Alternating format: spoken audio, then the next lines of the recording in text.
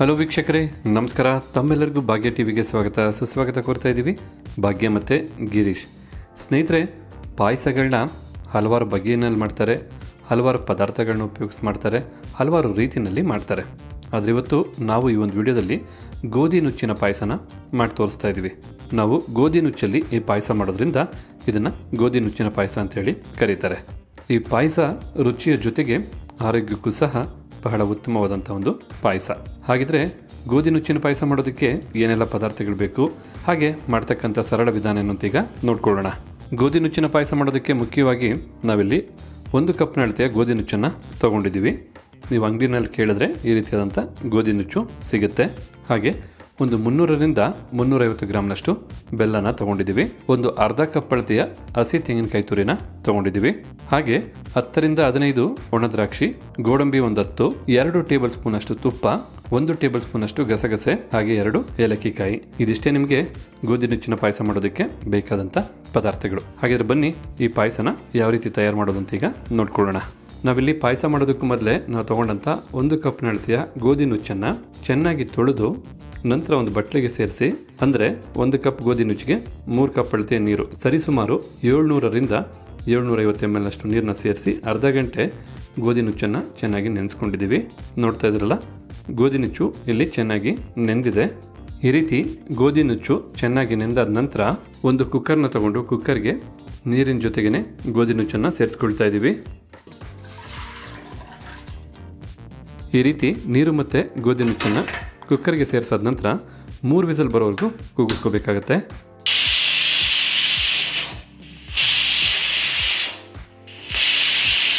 Okay ವೀಕ್ಷಕರೇ, ಈಗ cooker 3 whistle ಬಂದಾಯಿತು. Cooker ತಣ್ಣಗಾಗೋದಕ್ಕೆ ಒಂದು 10ರಿಂದ 15 ನಿಮಿಷ ಬೇಕಾಗ್ಬೋದು. ಈ ಸಮಯದಲ್ಲಿ ನಾವು ಬೆಲ್ಲನ ಕರಗಿಸ್ಕೋಬೇಕಾಗತ್ತೆ, ಹಾಗೆ ತೆಂಗಿನಕಾಯಿನ ರುಬ್ಬಿ ಪೇಸ್ಟ್ ಮಾಡ್ಕೋಬೇಕಾಗತ್ತೆ.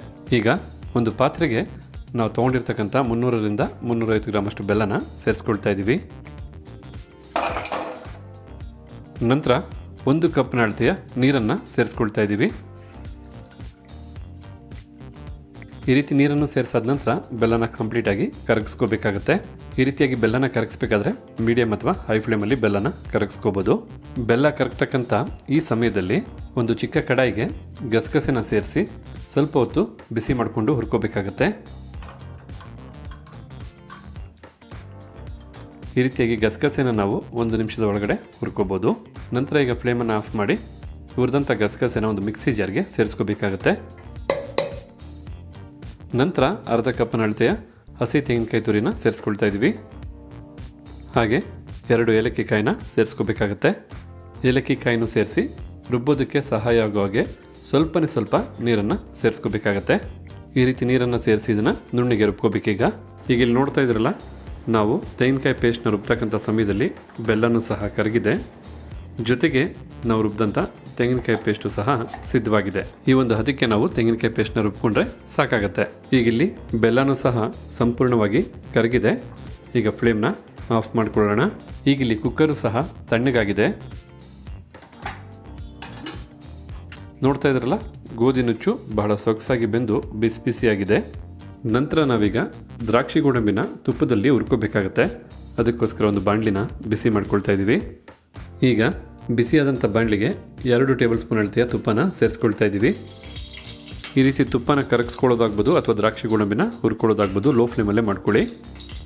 ಈಗ ಬಿಸಿಯಾದಂಥ ತುಪ್ಪಕ್ಕೆ ಗೋಡಂಬಿನ ಸೇರಿಸ್ಕೊಳ್ತಾ ಇದ್ದೀವಿ. ಗೋಡಂಬಿನ ಸ್ವಲ್ಪ ಕಂದು ಬಣ್ಣ ಬರೋವರೆಗೂ ಹುರ್ಕೊಂಡ್ರೆ ಸಾಕಾಗತ್ತೆ. ಈಗಿಲ್ಲಿ ಗೋಡಂಬಿನ ಹುರಿದಾಯಿತು, ಸ್ವಲ್ಪ ಕ್ರಿಸ್ಪಿ ಆದರೆ ಸಾಕು.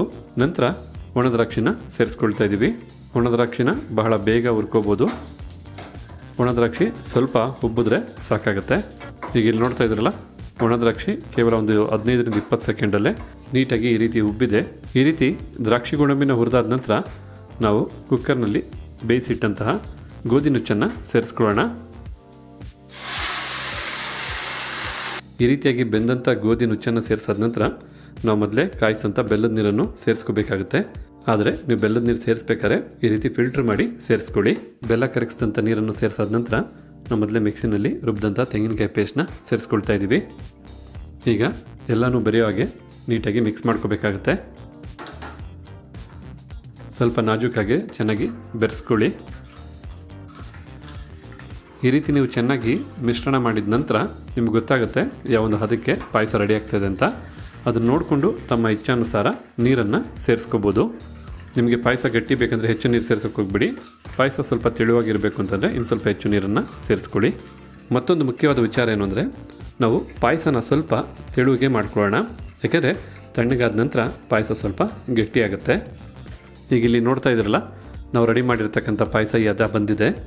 ನಮಗೆ ಇನ್ನೂ ಸ್ವಲ್ಪ ನೀರನ್ನು ಸೇರಿಸಬೇಕು ಅನ್ನಿಸ್ತು, ಅದಕ್ಕೋಸ್ಕರ 1 ಕಪ್ನಷ್ಟು ನೀರನ್ನು ಸೇರಿಸ್ಕೊಳ್ತಾ ಇದ್ದೀವಿ. ಸರಿಯಾದ ಹದಕ್ಕೆ ಪಾಯಸ ನಮಗೆ ರೆಡಿ ಆಗುತ್ತೆ. ಏಕೆಂದರೆ ಹೆಚ್ಚು ನೀರು ಸೇರಿಸಿದ್ರೆ ಪಾಯಸದಲ್ಲಿರ್ತಕ್ಕಂಥ ಸಿಹಿ ಕಡಿಮೆ ಆಗಿಬಿಡುತ್ತೆ. ಆದ ಕಾರಣ ನೀರನ್ನ ನೀವು ನೋಡಿ ಸೇರಿಸ್ಕೋಬೇಕಾಗತ್ತೆ. ಈಗ ನಾವು ಫ್ಲೇಮನ್ನು ಮೀಡಿಯಮ್ ಅಂದರೆ ಮಧ್ಯಮ ಊರಿಗೆ ಇಟ್ಕೊಳ್ತಾ ಇದ್ದೀವಿ.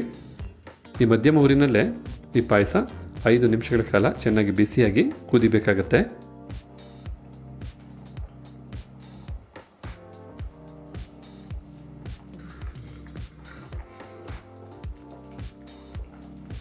ಓಕೆ ವೀಕ್ಷಕರೇ, ಈಗ 5 ನಿಮಿಷಗಳ ಕಾಲ ಮೀಡಿಯಂ ಫ್ಲೇಮಲ್ಲೇ ಈ ಗೋಧಿ ನುಚ್ಚಿನ ಪಾಯಸನ ಕುದಿಸ್ಕೊಂಡಿದ್ದೀವಿ.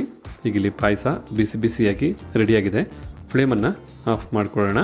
ಫ್ಲೇಮನ್ನು ಆಫ್ ಮಾಡಿದ ನಂತರ ಒಮ್ಮೆ ಮಿಕ್ಸ್ ಮಾಡ್ಕೊಳ್ಳಿ. ಈ ರೀತಿಯಾಗಿ ನೋಡ್ತಾ ಇದ್ರಲ್ಲ ಎಷ್ಟು ಸೊಗಸಾಗಿ ಗೋಧಿ ಪಾಯಸ ರೆಡಿಯಾಗಿದೆ ಅಂತ. ಈ ಗೋಧಿ ಪಾಯಸ ಬಹಳ ಬಿಸಿ ಬಿಸಿಯಾಗಿ, ಬಹಳ ರುಚಿಯಾಗಿ, ಬಹಳ ಸಿಹಿಯಾಗಿರುತ್ತೆ. ಇನ್ನೂ ರುಚಿ ಹೆಚ್ಚಿಸ್ಬೇಕಂದ್ರೆ ನೀವು ಸರ್ವ್ ಮಾಡಬೇಕಾರಾಗ್ಬೋದು ಅಥವಾ ಈಗಲೇ ಆಗ್ಬೋದು. ಸ್ವಲ್ಪ ತುಪ್ಪ ಮೇಲೆ ಸೇರಿಸ್ಕೋಬೋದು. ಆಗ ಪಾಯಸದ ರುಚಿ ಮತ್ತಷ್ಟು ಹೆಚ್ಚುತ್ತೆ. ಹಾಗಿದ್ರೆ ಇವತ್ತು ನಾವು ಮಾಡಿದಂಥ ಈ ಗೋಧಿ ನುಚ್ಚಿನ ಪಾಯಸ ತಮಗೆಲ್ಲರಿಗೂ ಇಷ್ಟ ಆಗಿದೆ ಅಲ್ವಾ? ಖಂಡಿತ ಈ ವಿಡಿಯೋಗೊಂದು ಲೈಕ್ ಮಾಡಿ, ಜೊತೆಗೆ ತಮ್ಮ ಅನಿಸಿಕೆ ಅಭಿಪ್ರಾಯ ಏನಿದೆ ಅನ್ನೋದನ್ನು ಕಮೆಂಟ್ ಬಾಕ್ಸಲ್ಲಿ ಕಮೆಂಟ್ ಮಾಡಿ.